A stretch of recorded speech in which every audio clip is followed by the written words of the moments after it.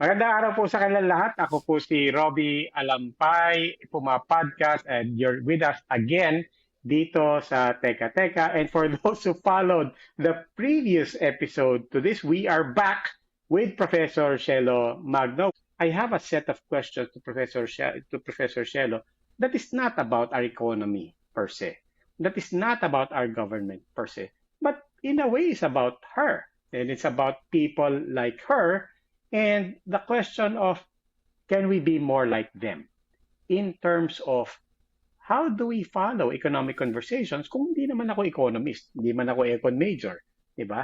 Hirap na hirap ako sa Econ 101 and so on. But dito sa part 2 ng ating conversation, welcome back Professor Shelo Magno before I continue.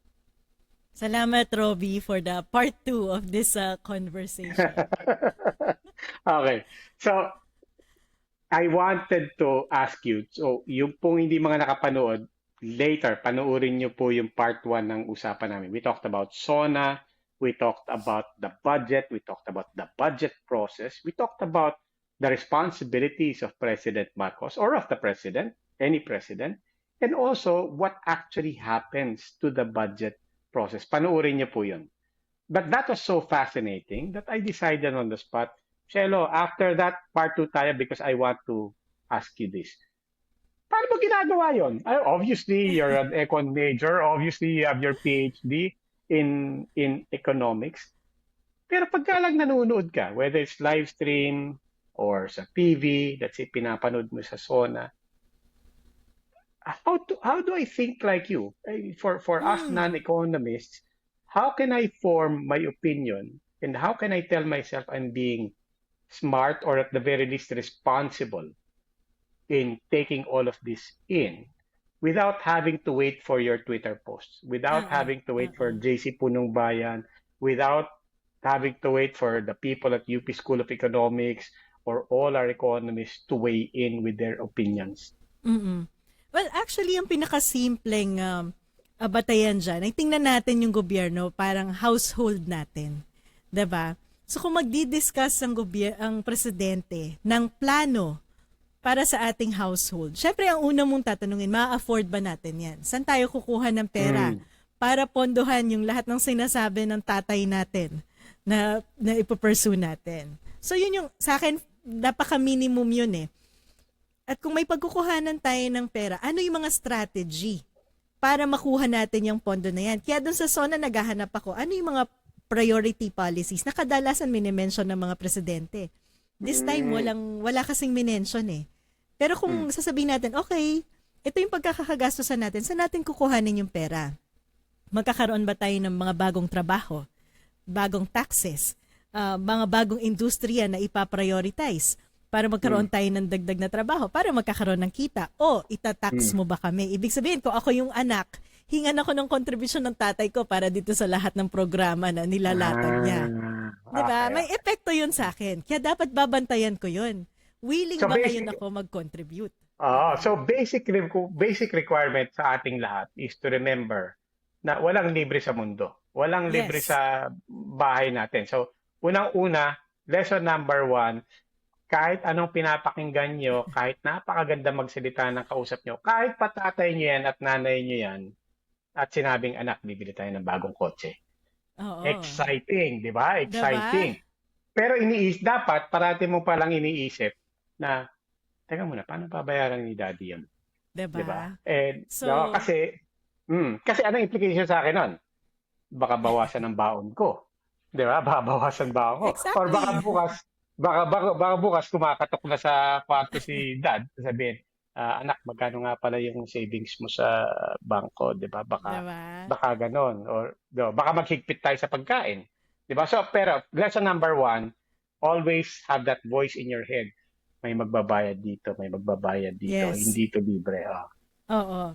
At saka, iba-ibang strategy yan, di ba? So, it's either one, saan kukuhanin yung pambayad, either contribution natin yan, or yung mga existing na pera ng gobyerno, magkakaroon ng new taxes, or pwede rin naman, may strategy na naisip si tatay.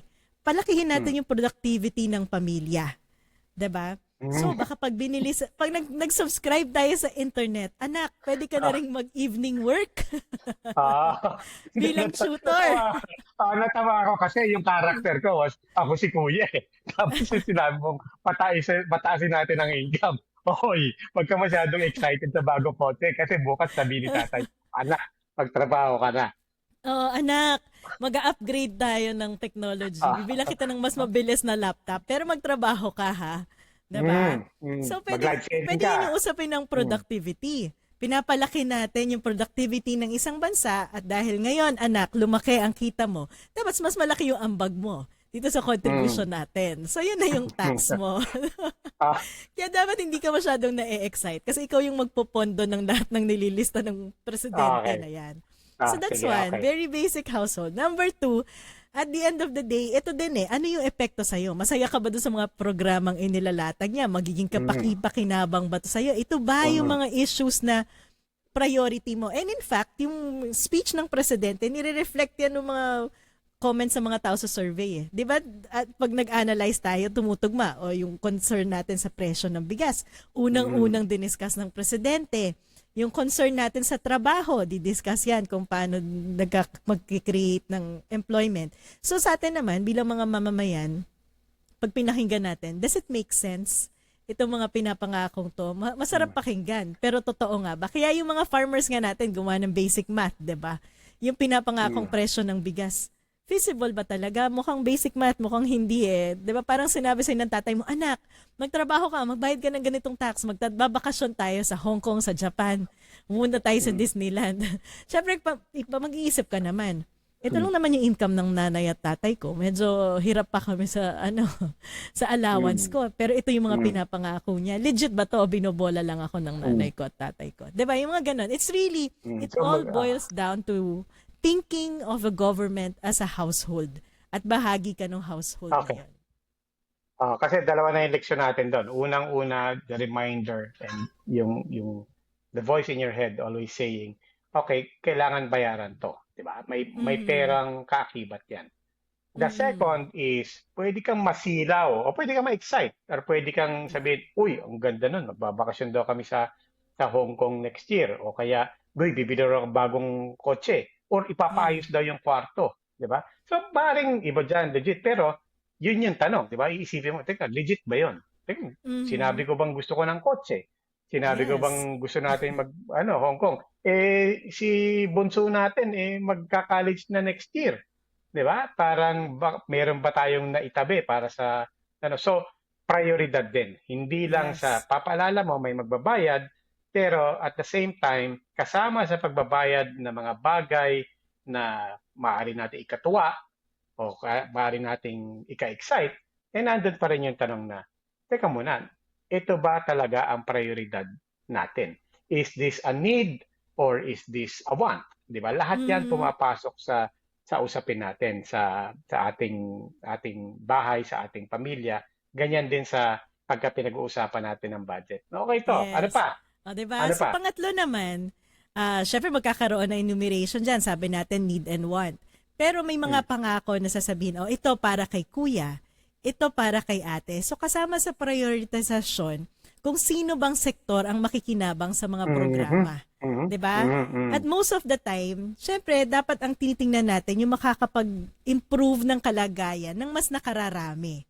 So, sa Mhm. pamimili, sa pagitan ng pagbili ng kotse, or motor para kay kuya versus pag-upgrade ng bahay, Mhm. papa-aircon na natin Para yung sa buong lahat. bahay, o lahat Mhm. makikinabang sa aircon versus agree ka ba Oo. na bibilan ng kotse si Oo. kuya? 'Di ba? Mhm. So yung At saka may example, prioritization ng sektor ay oo, importante. yan na isang very clear example niyan. Ay, by coincidence, we talked about cars. 'Di ba? Sa pamahalaan, maraming nai-excite pagka sinabing, "Oh, lalawakan natin ang EDSA." 'Di ba? Maraming nai-excite pagka sinabing, lalawakan natin para yung pagmamaneho mo na dating 40 minutes, magiging 20 minutes na lang. Pagka nagpagawa tayo ng Skyway, pagka nagpagawa tayo ng bagong daan, pagka pinatanggal natin lahat ng jeep, pagka pinatanggal na lahat ng bus, kung nagmamaneho ka nga naman, iisipin mo, wow, Okay exciting. yan, 'di ba? Okay yan, may excite ka. Pero tayo ba ang nakakarami? Because ang datos, the data shows that yung mga nagmamaneho sa kotse only take up what? Less than 10% ng gumagamit ng EDSA. Actually, mas marami yung sumasakay sa bus, Commuters. sumakasakay sa jeep, di ba? Pati Yeah. mga naglalakad. So, Yeah. yun ngayon ang tanong. Na-excite ka, pero ito ba ay nakakabuti sa mas nakakarami? And that's Yes. the third question that you're now Oo. asking yourselves while you're watching all of these news and all of these policy pronouncements. Dagdag na question yan. So, una, sino magbabayad niyan? Pangalawa, ito ba talagang prioridad? Ito ba talagang gusto ko? Third question that I'm picking up here, do I represent the greater good? Yes. So may greater good, importante yun. Yung pang-apat ay yung aspect ng redistribution. Kasi pwedeng sa bahay mo may favoritism. Lagi na lang isang sektor yung nakikinabang. Pero kasama sa responsibilidad ng gobyerno, yung iangat yung buhay ng mga marginalized. So kasama ba sa mensahe yung marginalized? Kasi isang major function ng government yan, hindi lang yung regulation, but redistribution of wealth. So nakikita ba natin dito sa general strategy na nilalatag ng gobyerno sa atin itong redistribution of wealth sa komunidad natin. Sa household, maaaring may favoritism, favorite si kuya, so kaya siya lagi na lang may bagong gamit or lagi binibila ng kung ano mang hinihingi niya. Paano naman yung mga ibang anak, 'di ba? Na ganon. So, yung marginalization, importante yan. At yan. So yun ang ibig sabihin ng marginalization pala. Yung mga, paano naman yung mga hindi natin parating nakikita? Paano yung mga hindi favorite? Paano yung mga nalulugi? Di ba? Paano Yung yung lagi mga, na lang may hand-me-down. oo, si Bonsoy. Di ba? Na parati siyang walang bagong damit. Tapos parating sa kanya na lang yung sira-sira na. So, or pag sa pagkain, siya na lang yung mapapagkaitan, siya na lang yung kulang, and so on. Oo. And, okay. So, sa lipunan, ganun din. Madali namang Yes. isipin, sino ba ang mga paborito sa lipunan natin? Oo. Sino Sino ba yung ang, mga pinapaboran? sino ang malakas? Di ba? Yeah. At saka, sino na lang ang parating, teka muna, nakakalimutan niyo naman kami. At hindi lang kami nakakalimutan kami parate. Di ba? So, yan. So, yung usapin, ika nga natin, ng greater good, kailangan kasama rin yan sa pagninilay-nilay natin habang nakikinig tayo sa mga magagandang salita ng ating mga politiko. Siguro yung huling bagay na dapat nating bantayan, even sa household level, may mga rules, 'di ba? May curfew, anong oras kang uuwi.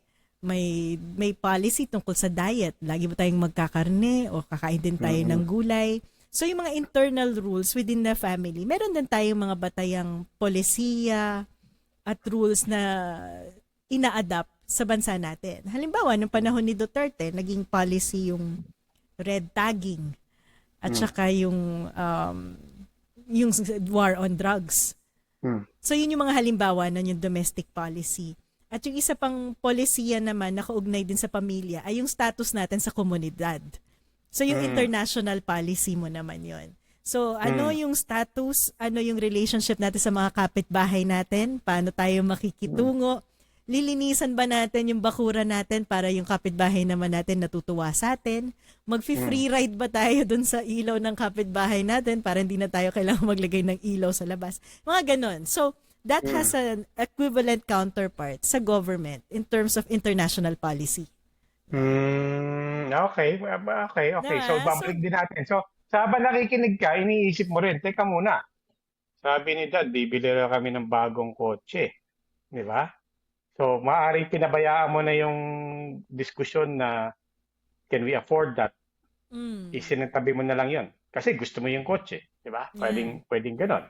Isinantabi mo na rin yung mahalaga ba to sa atin at mahalaga ba to sa nakakarami. Isinatabi mo na lahat yun. Linunok mo na yon kasi pero meron sa pagdating mo sa dulo may tanong pa rin. Ano itsura mo ngayon sa barangay nyo? Di ba? Yes. Meron ka bang pagpaparka ng kotse mo? O ipaparada diba? mo yan sa harap ng bahay ng kapitbahay mo. Diba? So yung mga Ah, decisions mo may implikasyon within the household and even outside the household na importanteng nabibigyan ng konsiderasyon. hmm. So pagka nanonood ka ng Sona, ganyan ka mag-isip, ha? Oo, sort of. Kasi parang for me, even when I explain economic issues, I always try to Hmm. explain it from an perspective of an individual eh. Hmm. Kasi at the Hmm. end of the day, itong mga palisiya na to, minsan iniisip kasi natin itong mga tao na to may messianic complex eh. 'Di ba? Halimbawa Hmm. ako, file ako ng case sa Supreme Court questioning yung constitutionality ng PhilHealth. Some may think it's messianic. But at the Hmm. individual level, I also have a concern. I have a stake. Kasi nagbabayad ako ng PhilHealth at gusto ko mas mapalaki yung coverage ng PhilHealth na napapakinabangan ko. So, tingin ko napakahalaga na makita natin itong mga polisiya, programa na ini-implement ng government, whether it's economic, political, social, kung paano to nakaka-epekto sa atin as an individual. Kasi yung Hmm. bansa naman ay just a summation or pinagsasama-samang individual interest. So mahalagang Hmm. makita natin to sa lente natin bilang individual. Okay. At saka lente natin bilang isang isang bahay, di ba? Isang Yes, isang yes. pamilya. And when you Oo. boil it down to that, I think it's much It makes easier. sense, Actually, 'di ba? oh, Plus, na-excite na ako ngayon. Sana may i-announce bukas si para President Marcos i-analyze mo. para i-analyze ko. Teka muna, di ba? Pero Gusto ko yung ba isang yan? isang Hiningi ko ba yan? pinaka-importante, isang importanteng ito, hindi well, household nga din na level, pero kasi isang important, lagi ko in-emphasize na role ng government is really the redistribution aspect. Yung Hmm. pagsisigurado ng equity, yung Hmm. pagkakapantay-pantay, 'di ba? Kasi halimbawa, ano bang magandang halimbawa niyan sa household? Halimbawa si Kuya brilliant. Taas talaga ng IQ Hmm. niya, pinanganak siyang matalino. Hmm. 'Di ba? So automatically madali yang makakapasa sa UP at magandang trabaho. What if yung isang anak hindi pinalad? Hindi siya Hmm. pangmensa, 'di ba? Hmm. Kailangan niya ng additional assistance para makapasok sa UP at gumanda yung academic Hmm. performance. So kailangan niya ng tutorial, 'di Hmm. ba? So para magkaroon sila ng equal opportunity sa magandang buhay sa kinabukasan, kailangan si magulang nagbibigay ng extra support dun sa mga anak na hindi kasing Hmm. galing nung ibang anak para may equal Hmm. opportunity. It's the same Hmm. with government na hindi dahil pumunta tayo sa public school, ay okay na rin yung quality basta may public school, pumasok sila sa eskwelahan. Public school is actually a great equalizer because Hmm. everyone gets access to free education, but it will only be an equalizer if the If it's quality of quality. Hmm. yes, the Hmm. quality of Hmm. education we get from public schools is the Hmm. same as the quality of education we get from top schools, 'di ba? Like Hmm. Hmm. Ateneo Hmm. and all Hmm. this LaSalle, etc. 'Di ba? Otherwise, hindi the same yung opportunity to get in UP eh. The Hmm. ones Hmm. from private schools have more resources, better teachers, and therefore may bias para makapag-access Hmm. ng magandang buhay in the future. So doon And pumapasok we yung hmm. role to make sure na may equity aspect. At yan yung isa sa pinakamalaking trabaho ng gobyerno na karaniwan ay nanineglect. And dyan lang sa UP example mo, alam naman natin na karamihan din talaga na nasa UP ngayon actually came from private schools. Diba? Yes. So, gaya ng sinabi mo dati, I think in one of our podcasts, you reminded us of that. Na maraming nai-excite pagka sinabi, libre na ang college. Diba? Pero pagka hinimay mo ang ating karanasan at ating kasaysayan, sino ba talaga ang makikinabang sa libreng college when the majority of Filipinos will not even finish grade school and hindi man lang makakatungtong ng high school. So yung pinapalakpakan mong libreng college, yun pa ring mayayaman na magandang edukasyon ng grade school at high school, sila pa rin na makakatanggap ng libreng Correct. college. So balik mo dun Oh. sa basic question natin kanina sa household. Magandang Mm. pakinggan, sino yung makikinabang? Makikinabang ba ako Mm. dyan? Diba? Okay. Yeah, Shelo, I think I'll end with that because I think the final point there, ironically, is about us. 'Di ba? Kasi pwede mong tanungin lahat 'to, pero dapat kilala mo rin yung sarili mo. Because Yes. pagdating dito sa huling question about equity, about being equitable, tanong din sa iyo yan. Mahalaga ba sa iyo yun? 'Di ba? Kasi kung hindi naman mahalaga sa iyo na kailangan kung sino pinagkaitan siya bibigyan. Who he has least should have more. 'Di ba? Mhm. Ah, Mhm. naniniwala ka ba doon? 'Di ba? Kasi kung hindi ka Yes. rin naniniwala doon, di okay, iba ang pananaw mo sa gobyerno, sa pamahalaan, iba ang pananaw. At siguro doon tayo nagkakaiba-iba ng ano eh, because you can ask what the priorities are, but you should also ask yourself, ano ba priorities ko? But Correct. regardless of that, Shelo, thank you very much. I think I'm one step closer to thinking like Shelo Magno. I think I'm one step closer to thinking like all our favorite economists. At sana po lahat po ng nakikinig dito, may natutunan tayo. I'm sure may natutunan kayo. Shelo, maraming maraming salamat ha. Maraming salamat, Robbie. Walang anuman. Okay. Okay, Shelo Magno po. Subaybayan niyo po, sundan niyo po. Chikahan with Shelo Magno. May saxy time pa yon. May karaoke time pa yon sa YouTube. Subaybayan niyo po. At Oo. subaybayan niyo rin po. Please like and subscribe. Like Teka Teka and Puma Podcast dito po sa YouTube. We are also on Spotify, Apple Podcast. And kung gusto niyo po, kung nagugustuhan niyo mga kwentuhan namin dito, even the topics or how we ask questions here, or how we carry on conversations here, pakirekomenda rin naman po sa mga kaibigan nyo and like and subscribe. Ako po si Robbie Alampay, Puma Podcast. Maraming maraming salamat po.